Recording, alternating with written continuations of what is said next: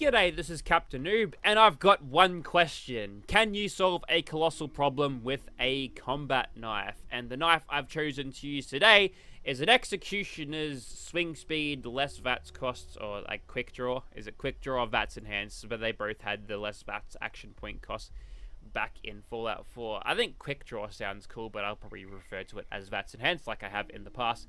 Anyway, that's neither here nor there. This is the weapon we're going to be using. I've chosen a weapon that's super fast. Not as fast as the slugger weapons, but I think someone's already done that. So we'll take a little bit of a toothpick into Earl and we'll see how we go.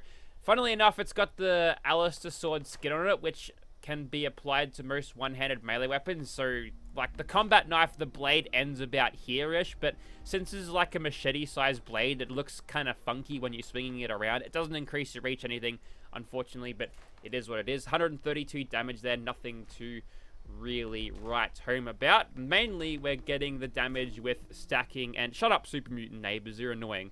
Thorn armor and cringe warning here. All of this stuff is just the stuff that I rolled because from what I know is that Fallout World servers, you can't craft...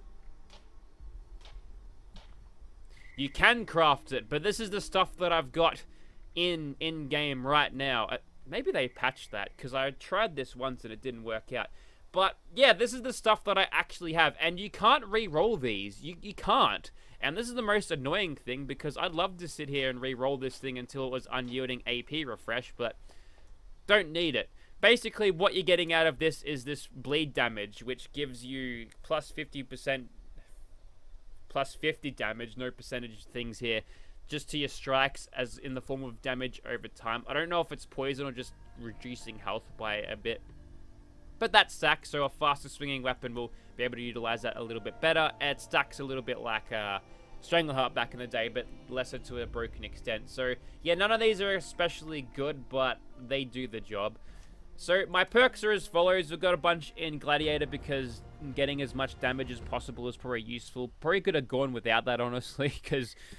I mean, I wasn't getting a whole lot of damage per strike. Basically, we're being carried by the Thorn Armor, and that's how you do Earl. Basically, you just got to do that. We've also got Incisor that'll help us pass through the armor, but not the damage reduction, so fairly worthless. Martial Artist helps us swing faster, probably the more important perk out of the strength thing here. We've got Tenderizer, that's good for a bit of multiplicative damage as a follow-up shot. Follow through, we've got that as well. Got a couple of insurance policies in the form of Mysterious Savior, doesn't really do much. We've got Grim Reaper Sprint, because this thing's got the VATS Enhanced Tertiary Legendary effect. We can use that a little bit effectively, and if we kill stuff, we got a little bit of chance to get our AP back. That's very nice. We've got full adrenaline, so if we pick up any peanuts and kill them, that's extra damage. Only one in Enforcer to fund to an action girl. Enforcer is good enough with an explosive shotgun to use at just one rank, so it's a free extra 2 points for AP regen for me. Very nice. We've got 2 in Makeshift Warrior and 3 in First Aid here, just to make my emergency stim packs do better. Originally, I went for a run where I had 5 in Makeshift Warrior, and my knife didn't break, and that's all I'll say. Also got Bloody Mess for a little bit of extra damage. A couple of things in here are nice. I've got Radical. That doesn't do anything for me because I'm not going to have a AP bar full of rads, but Fireproof, Adamantium Skeleton, Life Giver, all good survivability perks for different reasons. Got Taking One for the team, that's helpful. Got Funky Duds as a Thorn Armor user, that's all matching, so we can stand in these little damage over time juices and not take a whole lot of damage apart from the rads, which is okay because I'm doing this at full health anyway.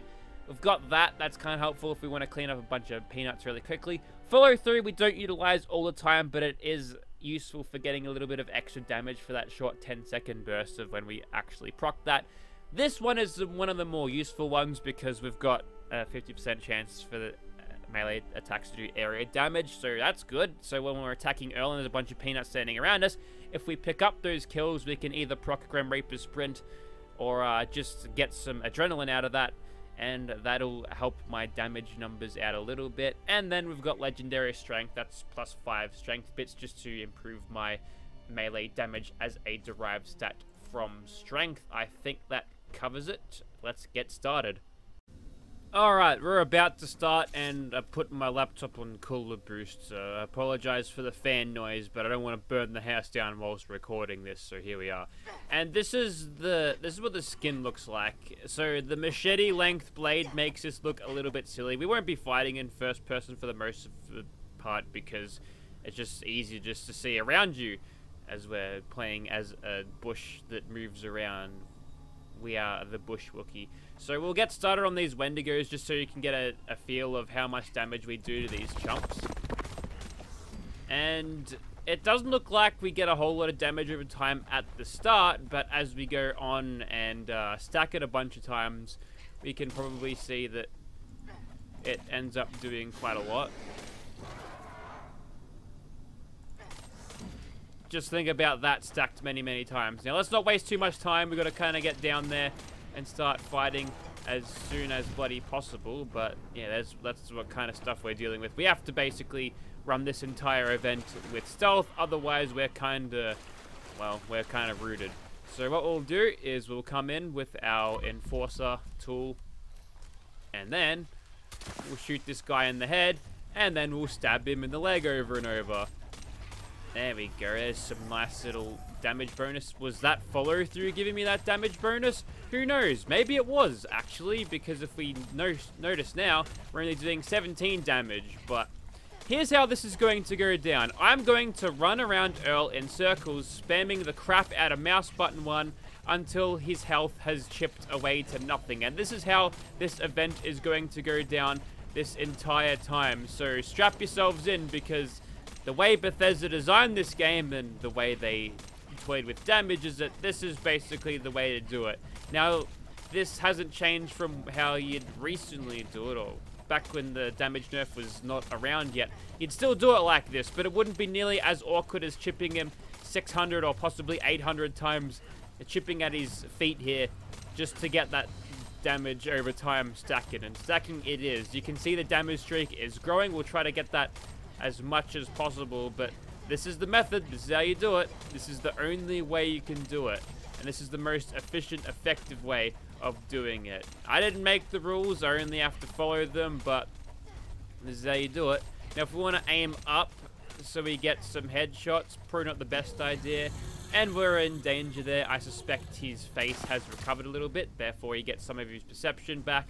He's called the reinforcements in, and he's laid down his sticky damage over time juice, which slows you down. Not good.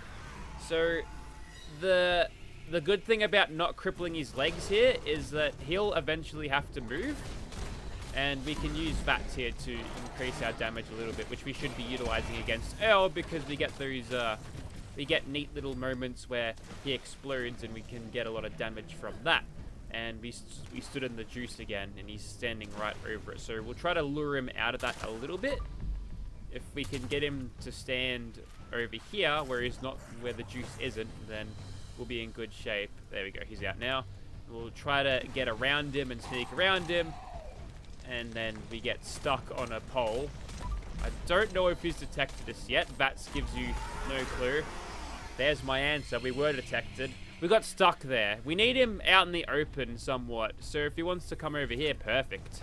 And away from his slowing down juice, then that would be simply perfect. And what we are doing here, other than giving the potentially epilepsy suffering people in the audience an unwarranted seizure, is slightly doing more damage, because you know, we get some of that beautiful explosions, hack and slash. It's a fairly powerful perk. A lot of that is soaked up by damage reduction, but if there happens to be any headshots added to the mix of that, we saw like a 70 damage hit there, which somehow hit his head from all the way down here. So, you know, they've got an extendo blade.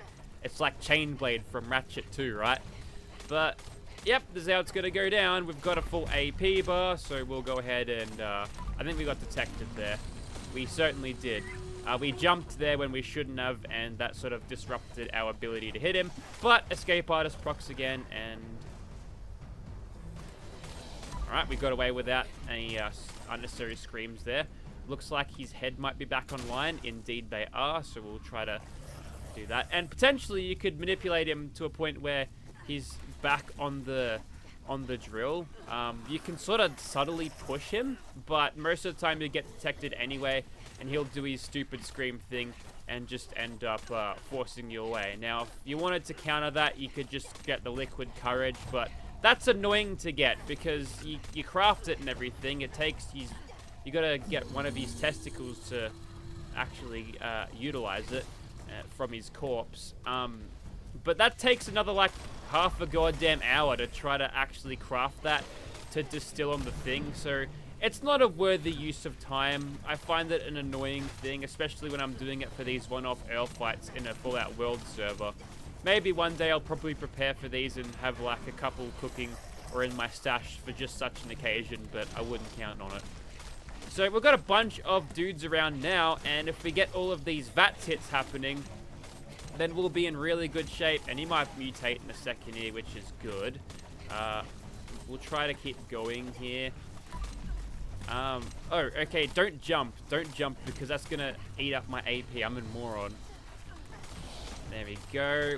You can hear all the Wendigos snarling from being hit, and that in turn gives us adrenaline. He's mutated at this point, so we'll re-cripple his head because he gets a full Vim heal. And may as well take out some peanuts, right? There you go. He goes down. That one. No, we're not running at full bloody energy shotgun damage here. But what we can do is... I'm sitting in a dark room. That's fairly uncomfortable. First world problems, right? But come on. Anyways, back to the main beast here. There's Earl. He's sprinting in. And he's got himself into a most favorable position. So this time, we'll go around this way and try to kill him. And basically, we run rings around him. And now we're in sync with these little animations there, so that's okay. Any damage over time that he produces from his dumb thing will be shrugged off somewhat by thing. And there goes another Wendigo. Alright, that's not a huge deal. That's alright. We've got plenty of health to spare, plenty of rads to spare at this point. So I'd love to do this at Nerd Rage, but my armor isn't up to spec, so why would I bother, right? All of that extra strength wouldn't be doing much for me. And there's an auto stim proc, so, you know, it's not all worthless. Unfortunately, we rolled 2 of the pieces as auto stims, so they kind of... Well, they don't cancel each other out, but their usefulness as a collective is no better than just a single. And we need to get ourselves into a place where we're back into caution. Enough dilly-dallying around with the peanuts here. We've done far too much of that.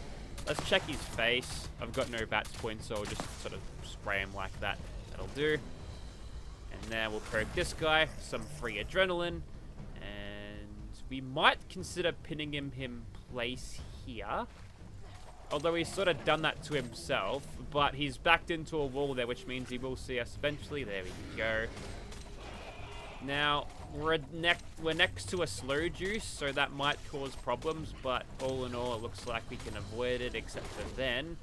Wendigo's got us. I don't think Earl has, though, so hopefully we can get some damage over time things and some explosives. Didn't manage to get that far. Got detected again. Undetected now. Detected again. 2 damage over time juice. Time for a stim pack. Ooh, do they stack? That's nasty. That's nasty, Earl. 3 massive whiffs. Thanks, Twisted Muscles. Really messing up my aim there. And he's buggered off to that side of the arena, which is okay, because that's where his slow juice isn't. Anyways. He wants to stand near it. He's smart, but hopefully not smart enough. Hopefully we're a little bit smarter here. How could this happen? We're smarter than this, and we'll have to jump over that, which means we're cucking our AP for the use of VATS hits. So we'll try to push him out of here so we can get a clean circle around him. We'll go forward here. Run a little bit too close. Managed to get away with it there, funnily enough. And we'll go for a VATS run here. Come on, give me those sweet, sexy explosions. Got no idea whether I'm still in caution. Turned out to be okay in the end. And we just got to chip away at this guy's health bar. This is what happens when you nerf melee to a point where I'm doing 19 damage And nice stomp there, mate. He actually managed to get him with our damage over time from the armor there. That's the 5% chance of proccing. Ouch. And it looks like to me that his heads are back online, or at least it felt like that. Not now. But now we can skip around him, and we're going to lose a bit of ground from that slow juice, but we'll try to get around as much as possible. We'll enter VATS for a little spell here. What's happening? I don't know. I'm just going to spam mouse button 1, and if he happens to detect me, so be it. We can just reset and redraw a little bit later on. So, here's the thing about Executioners, the prefix. It's done fucking nothing so far. Literally nothing. Until we get this guy under 40% health, this thing won't be doing any more damage than what you are seeing now, barring the odd adrenaline proc that I might get. And really stingy on the 50% rolls here. Managed to do that completely undetected though, and spun Earl completely around there. But he's got to follow me like this now. This is how you do it. This is how you bloody do it. You just got to keep on hitting him like this. Chip away forever and ever and ever and ever and ever. Now, the less VATS cost thing really kind of helps us proc that hack and slash all the time. It probably ends up doing, like, what, 12 damage to him, but that's 12 extra damage I wouldn't be getting otherwise, so it's almost like I'm doubling damage. The slow juice has been deployed, unfortunately, but looks like we can get around it this time. We've got a decent enough ground on Earl here to beat his little circling thing. Look at the peanuts trying to get involved. They know I'm here. They think that they know I'm here. We might actually get detected here, because if we dry hump them for too long, they will eventually proc. And maybe...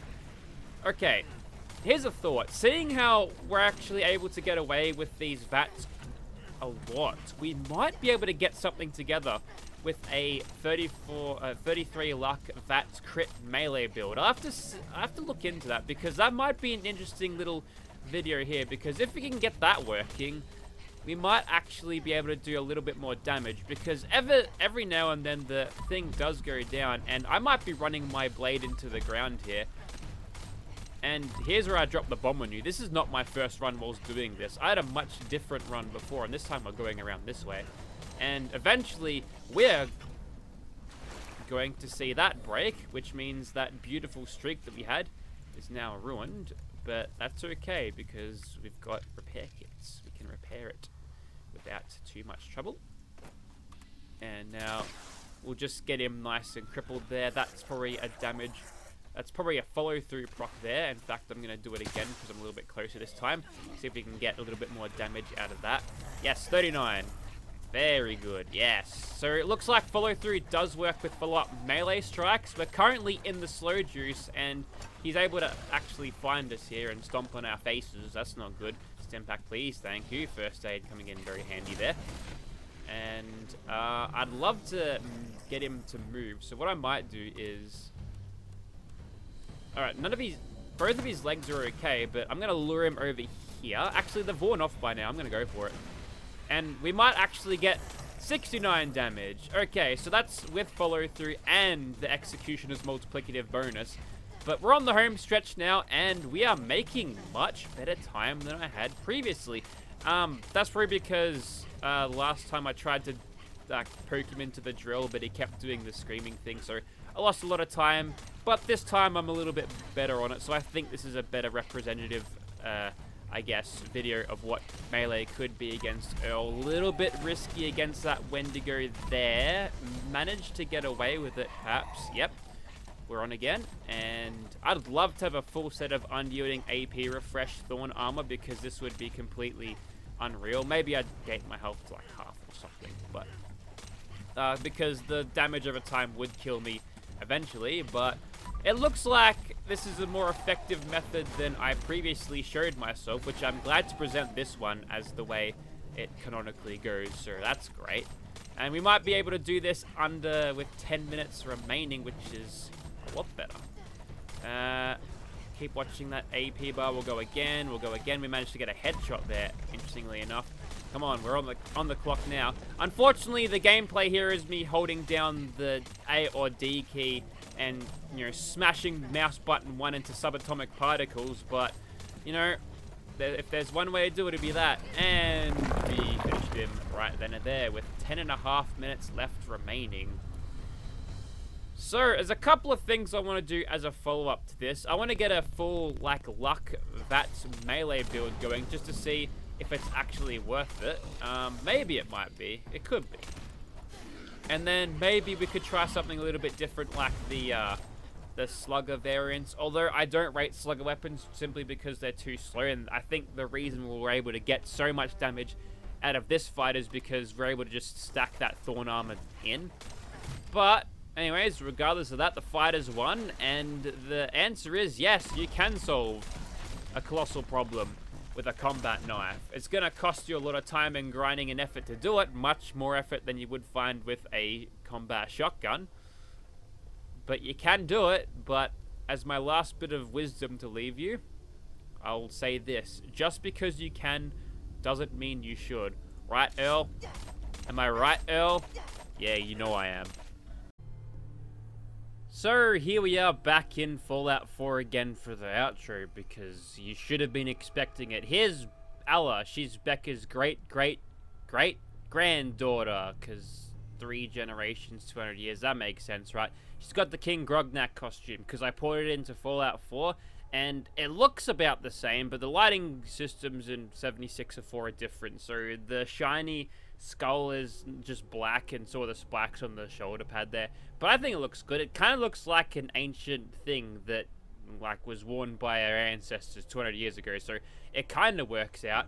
Anyways, what did you think of that? My original run, it didn't go quite as well because I just kept getting screamed at and running away, and that actually cost me quite a lot of time in the end. So we did a lot cleaner run here, so maybe the practice run was warranted, but you can do it, but it's just isn't that worth it, especially when the amount of grind it takes, especially if you want to get a really good set of thorn armor to play around with, which I'm going to be grinding out now because I'm committed at this point. So I'll go one at a time. I'll go torso first and then try to do the rest, but it's probably going to take a very long time, which means no more script dumps for me.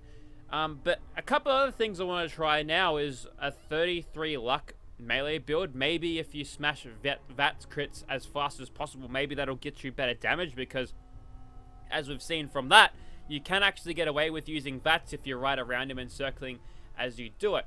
And maybe we could give some slugger weapons a go. Rippers and the Mr. Handy Buzzblade obviously will do a great job because they just hit super fast, but maybe something slower hitting could do a good job. Who knows? Maybe we'll experiment with that a little bit later. Goodbye, everybody. Think I need a drink after that one. I've earned it, damn it. Thank you very much for watching.